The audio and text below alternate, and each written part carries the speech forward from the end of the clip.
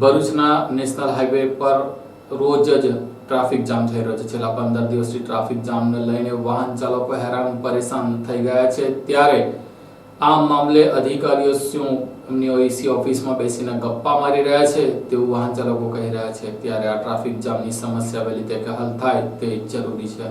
ભરૂચમાં રોજિંદા golden bridge અને હાઈવે ઉપર સર્જાતી ટ્રાફિક જામની સમસ્યા તંત્ર ટોલ પ્લાઝા તેમજ રોડ બનાવતી કંપનીઓને નિયંત્રણમાં ન લઈ શકતા તંત્ર અને રાજકીય નેતાઓની આ ભૂલનો ભોગ ભરૂચની જનતા બની રહી છે અને તેઓ રોજિંદા પીડાઈ રહ્યા છે. ભરૂચ અંકલેશ્વરને જોડતી નર્મદા નદી ઉપર 4 જેટલા બ્રિજ આવેલ હોવા છતાં રોજિંદા કલાકો સુધી અને કિલોમીટરો સુધી ટ્રાફિક જામની સમસ્યા સર્જાય છે.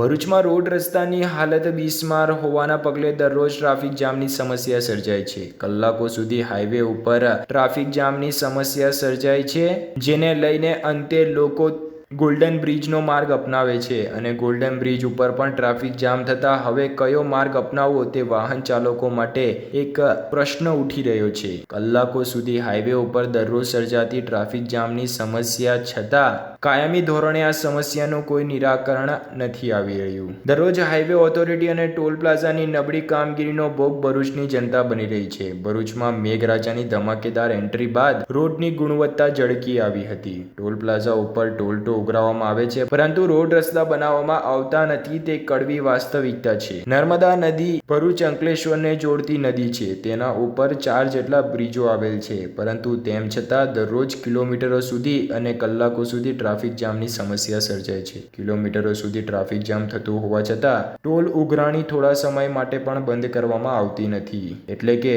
અપના કામ બનતા અને ભાડમાં જાય જનતા જેવી પદ્ધતિ ટોલ પ્લાઝા દ્વારા અપનાવવામાં આવતા કલાકો સુધી ટ્રાફિક જામની સમસ્યા સર્જાય છે. જો કે પ્રશ્ન એ ઉઠી રહ્યો છે કે ભરૂચમાં ટ્રાફિકની સમસ્યા છતાં નિરાકરણ કેમ નથી આવતું? તંત્ર દ્વારા કલાકો સુધી ટ્રાફિક જામ સર્જાતો હોવા છતાં કોઈ અંગત રસ લઈને નિરાકરણ માટે કોઈ કામગીરી જોઈએ તેવી ન કરવામાં આવતા સ્થાનિકો ટ્રાફિક જામથી રોજ કંટાળી રહ્યા છે. ભરૂચના સરદાર બ્રિજ ઉપર રોડની કામગીરી ચાલી રહી છે ત્યારે સિંગલ લેન રોડ વાપરવામાં આવે છે. ત્યારે સમસ્યાના નિરાકરણ માટે જો કેબલ બ્રિજને 4 લેનની જગ્યાએ હાલ પૂરતું 2 લેનમાં પરિવર્તિત કરીને આગળ ટોલ પ્લાઝા નજીક જોડવામાં આવે તો ટ્રાફિકની સમસ્યાનો નિરાકરણ આવી શકે છે. વધુ ટ્રાફિક થાય તો ટોલની બારીઓને થોડા સમય માટે બંધ કરી દેવામાં આવે તો પણ ટ્રાફિકની સમસ્યા ઘટી શકે છે, પરંતુ બંધ કરે કોણ? ભરૂચના ગોલ્ડન બ્રિજમાં ફક્ત GJ16ને જ પ્રવેશ આપવામાં આવે તો પણ આ સમસ્યામાં રાહત પ્રાપ્ત થઈ શકે છે અને ટોલ કર્મચારીઓએ પણ કામરેજ અને કરજણના કર્મચારીઓ પાસેથી ટ્યુશન લઈ વહેલી તકે કામગીરી કરે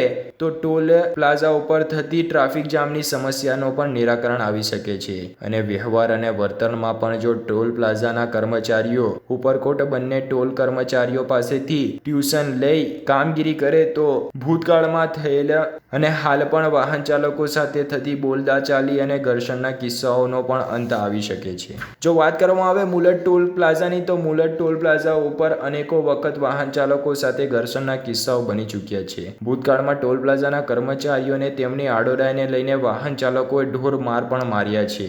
કેટલીક ટોળકીઓ દ્વારા તેમના ઉપર હુમલો પણ કરવામાં આવ્યો છે. જો કે ટોલ કર્મચારીઓ ઉપર હુમલો થાય એટલે ટોલ કર્મચારીઓનો પણ કંઈક તો વાગ તો હશે જ. જો કે ટોલ સંચાલકો રાજકીય મિત્રતાનો પૂરેપૂરો ઉપયોગ કરીને વાહન ચાલકોને પોલીસની ફરિયાદ થકી દબાવી લેતા હોય છે. અનેકો ફરિયાદ અને લડાલડી થઈ હોવા છતાં આજ દિન સુધી આ સમસ્યાનું કોઈ નિરાકરણ આવ્યું નથી. વે બ્રિજમાં પણ ટ્રક ચાલકોની ફરિયાદ ઉઠે છે. વજનના નામે પાવતી ફાળવામાં આવતા ટ્રક ચાલકો અને કર્મચારીઓ વચ્ચે ઘર્ષણ થાય છે. જો કે તંત્ર ટોલ કર્મચારીઓ પર નિયંત્રણ લાવવામાં સદંતર નિષ્ફળ નીવડી છે. દરરોજ ટ્રાફિક જામની સર્જાતી પરિસ્થિતિ છતાં ટોલ પ્લાઝા પર ટોલની ઉઘરાણી બંધ કરવામાં આવતી નથી અને જેને લઈને જ વાહન ચાલકો પણ ત્રાહિમામ પોકારી ઉઠ્યા છે. વડોદરા સુરત વચ્ચે 3 જેટલા ટોલ પ્લાઝા આવેલ છે, કરજણ, મુલત અને કામરેજ. જો કે બેલ ટોલ પ્લાઝા વચ્ચે મુલટ ટોલ પ્લાઝામાં દર વખતે સર્જાતી સમસ્યાનો ભોગ ભરૂચની નિર્દોષ જનતા બની રહી છે. જો કે હવે તંત્રએ ટોલ પ્લાઝા પર અંકુશ લાવવું જ રહ્યું, નહીંતર આગામી દિવસમાં ત્રસ્ત ભરૂચની શાંતિપ્રિય જનતા